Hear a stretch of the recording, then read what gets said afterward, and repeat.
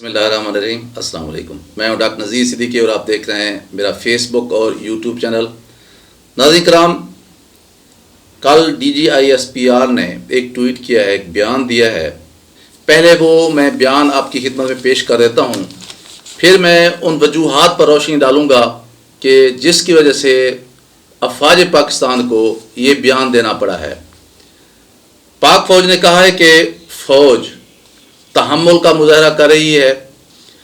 Corps commander Peshawar سے متعلق senior سیاستدانوں کے بیانات انتہائی نامناسب ہیں۔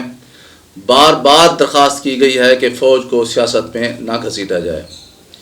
پشاور کور پاکستان آرمی کی ایک ممتاز فارمیشن ہے۔ اس اہم کور کی قیادت ہمیشہ بہترین پروفیشنل ہاتھوں میں سونپی گئی ہے۔ آئین و قانون کے تحت آرمی چیف کی تقرری کی جائے گی۔ بلا وجہ اس عہدے پر بحث کرنا معاملے کو متنازع بنانے والی بات ہے۔ ضمنی الیکشن ہوں، کینٹون الیکشن ہوں یا بلدیاتی الیکشن ہوں، فوج نے سیاست سے دور رہنے کا عملی مظاہرہ کیا ہے۔ پاکستان اور عوام کی حفاظت پر کسی بھی طور پر آنچ نہیں آنے دیں گے۔ یہ وہ بیان تھا جو کل DGISPR نے دیا ہے۔ اصل میں اگر دیکھا جائے تو پچھلے کافی دنوں سے بہت سارے لوگ جان بوجھ کر افواج پاکستان کے ادارے کے اندر اختلافات کو ہوا دے رہے ہیں، جس کا نتیجہ ادارے کی کمزوری کی شکل میں برآمد ہو رہا ہے۔ اور اس میں سب سے زیادہ جس کو ٹارگٹ کیا جا رہا ہے وہ ہیں پشاور کور کمانڈر جنرل فیض حمید،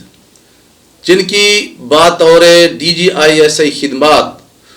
پوری قوم کے سامنے ہیں۔ بلکہ اگر امریکہ کو افغانستان میں شکست کا سامنا کرنا پڑا ہے یا پریشانی ہوئی ہے یا رسوائی ہوئی ہے تو امریکہ کی نگاہ میں یا اس کی اتحادی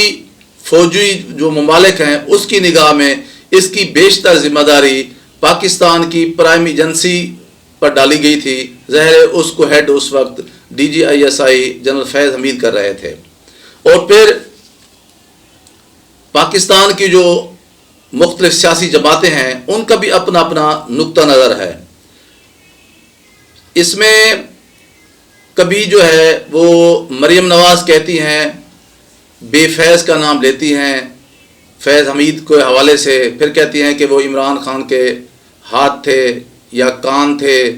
یا وہ زبان تھے، یا پھر ان ہاتھوں کو استعمال کر کے ہمیشہ اپوزیشن کا گلا دبایا گیا۔ پھر انہوں نے کل یہ بھی کہا ہے کہ آرمی چیف جو ہے اس پر کوئی داغ نہیں ہونا چاہیے، کیونکہ ان دنوں یہ بحث بھی چل رہی ہے کہ نومبر میں بڑی اہم تعیناتی ہونی ہے آرمی چیف کی۔ تو جو پہلے 4 جو سینئر ترین جنرلز ہیں ان میں چوتھے نمبر پر جنرل فیض حمید کا نام بھی آتا ہے۔ تو اپوزیشن جان بوجھ کر ایک پالیسی کے تحت جنرل فیض حمید کو ٹارگٹ کر رہی ہے تاکہ انہیں ڈسپیوٹر بنایا جائے اور وہ آئندہ آرمی چیف کی جو لسٹ ہے اس میں ان کا نام شامل نہ ہو سکے۔ اسی طرح آصف علی زرداری نے ایک پریس کانفرنس کے اختتام پر ایک صحافی کے ذریعے کرائے گئے سوال کے جواب میں یہ کہا کہ جنرل فیض حمید تو کھڈے لگا دیے گئے ہیں۔ پھر موجودہ حکومت کے ساتھ قربت رکھنے والے یا قربت رکھنے کے دعوے دار صحافی نجم سیٹھی وہ یہ خبر دے رہے ہیں قوم کو، اب یہ نہیں پتا کہ انہیں کس نے بتایا ہے یا کس نے یہ اجازت دی ہے کہ ایک صحافی ہو کر ایک 3 اسٹار جنرل کے بارے میں اس طرح کی گفتگو کرے۔ نجم سیٹھی یہ کہتے ہیں کہ جنرل فیض حمید کو پشاور کی کور سے بھی ہٹا کر عن قریب GHQ میں شفٹ کر دیا جائے گا تاکہ وہ کسی بھی قسم کا انفلوئنس جو ہے افواج پاکستان پر نہ ڈال سکیں۔ یہ بھی ایک بڑی خبر ہے جس کی تصدیق پاکستان کے کسی بھی صحافی نے، کسی بھی ادارے نے، کسی بھی نیوز آؤٹلیٹس نے نہیں کی۔ یہ اعزاز صرف نجم سیٹھی کو ہے کہ انہوں نے یہ بات کی ہے، اور ابھی تک بدقسمتی سے متعلقہ ادارے کی طرف سے بھی اس کی نہ تو تردید کی گئی ہے اور نہ ہی نجم سیٹھی کو شٹ اپ کال دی گئی ہے۔ پھر خواجہ آصف نے بات کرتے ہوئے BBC سے یہ کہا کہ اگر جنرل فیض حمید کا نام اس لسٹ میں شامل ہوتا ہے جو افواج پاکستان کی طرف سے پرائم منسٹر کو آتی ہے کہ آرمی چیف کی تقرری کے حوالے سے، اور اگر اس میں جنرل فیض حمید کا نام ہوتا ہے تو ہم اس پہ بھی غور کر سکتے ہیں۔ تو اس کا مطلب یہ ہوا، ایک تو ان کو ڈانٹ ڈالنے کی کوشش کی گئی ہے، اور دوسرا یہ ہے کہ بھی یہ ان کا نام بار بار لے کر انہیں ڈسپیوٹر بنانے کی ایک روش چل رہی ہے۔